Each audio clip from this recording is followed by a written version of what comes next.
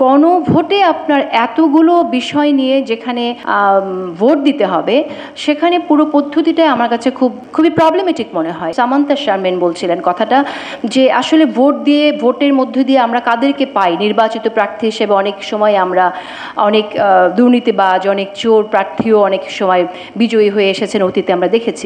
এটা তো ফ্যাক্ট। এটার কারণ হচ্ছে ভোটার্সরা এডুকেটেড না। ভোটার্সরা তাদেরকে বিভিন্নভাবে মোটিভেট করা যায়, ম্যাক্সিমাম ভোটার্সকে অনেক ইজিলি মোটিভেট করা যায়।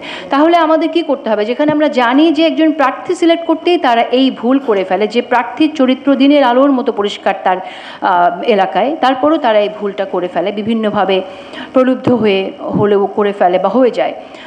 সেখানে গণভোটে আপনার এতগুলো বিষয় নিয়ে যেখানে ভোট দিতে হবে সেখানে পুরো পদ্ধতিটাই আমার কাছে খুবই প্রবলেমেটিক মনে হয়। এই জন্য প্রবলেমেটিক দুটো কারণে। একটা হচ্ছে যে আমাদের ভোটার্সরা কি জানে এর অর্থ কী, এই চেঞ্জটা আসলে তার জীবনে কি পরিবর্তন আসতে পারে, সে যে দেশে বাস করে সেই দেশের গণতন্ত্রায়নে কীভাবে ভূমিকা রাখতে পারে বা কী ধরনের সংকট সৃষ্টি হতে পারে, সেই ভোটার্সরা সেটা জানে কিনা, নাম্বার ওয়ান।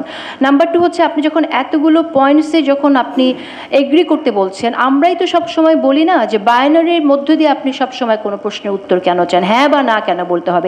তাহলে আপনি ভোটারদের সাথে ইনজাস্টিস কেন করছেন? ভোটারকে এই বাইনারির মধ্যে ফেলে দিচ্ছেন কেন যে আপনি হ্যাঁ না বলতে হবে?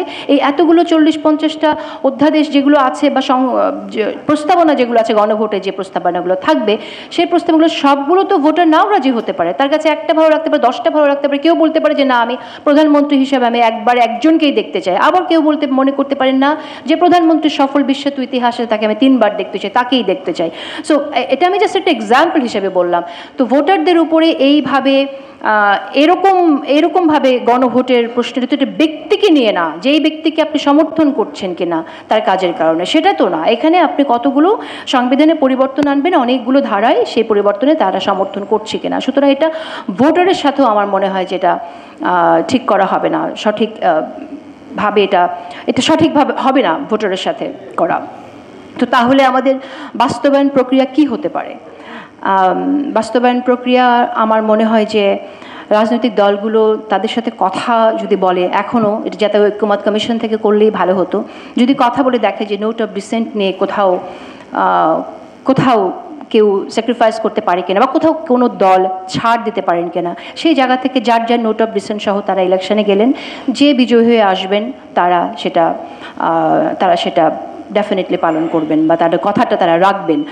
কথা না রাখার যে ট্র্যাডিশন আমাদের রাজনৈতিক দলগুলোর মধ্যে আছে, অতীতে আছে, সেই আশঙ্কা থেকে যদি আপনি বলেন যে সব কিছু মানতে হবে, এখনই মানতে হবে, তাহলে সেটা বুমেরাং হতে পারে। আমার কাছে মনে হয় যে আপনি জোর করে কাউকে দিয়ে কথা বলায়, মানে আপনাকে মানতেই হবে সেটা আপনি বলাতে পারেন না। আর আইন, আমরা তো ইনডেমনিটি অর্ডিন্যান্সের কথা আমরা জানি এর আগে করা হয়েছিল, সেটা তো কি রক্ষা হয়েছে? সেটা তো পরবর্তীতে শেখ হাসিনা সেটা বাতিল করে দিল। আইন করলেই যে সংবিধানে পরিবর্তন আনলেই যে সেটাও খুব সবসময় আমরা জানি সংবিধানে কতবার কাটাছেঁড়া হয়েছে, সেটাও যে খুব টেকসই হয় তাও তো না। রাজনীতিতে আমরা এখন একটা সমস্যা দেখছি, সেটা হচ্ছে যে সংশয়, অবিশ্বাস। এই অবিশ্বাসটাই আমাদেরকে শেষ করে দিচ্ছে। যেমন এই সরকারের ভেতরে কে কার পক্ষ নিচ্ছে সেগুলো নিয়ে একটা কথা আছে, সংশয় আছে। রাজনৈতিক দলের নেতারাই এই কথাগুলো বলছেন। এর বাইরে গিয়ে আমরা দেখছি যে দলগুলো একে অপরকে অভিযোগ করছেন যে সে নির্বাচন পেছাতে চায়। এখন আপনি যদি বলেন যে জুলাই সনদে এইটা হতে হবে, যেটা অন্য দল মানলো না, এটা নিয়ে আরেকটি দল হয়তো সংশয় প্রকাশ করবে, আলটিমেটলি এটা নির্বাচন পেছানোর জন্য করা হচ্ছে।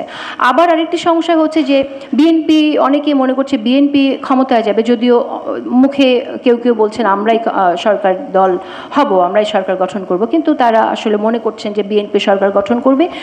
সুতরাং বিএনপিকে যতটুকু বেঁধে রাখা যায় সেরকম একটা প্রবণতাও আমরা দেখছি।